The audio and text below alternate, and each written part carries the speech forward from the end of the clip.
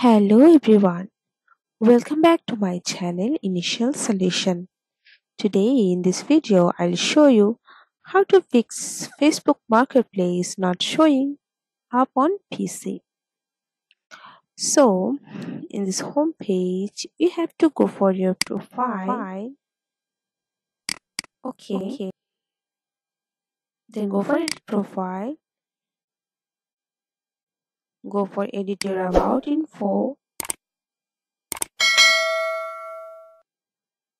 Now go for contact and basic info. Make sure you are 18 plus on Facebook.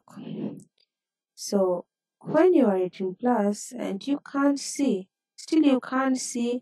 this marketplace here like me. So just go for here, my profile icon, then go for help and support. Click on report a problem.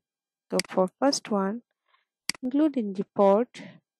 And I have to choose your area which is marketplace.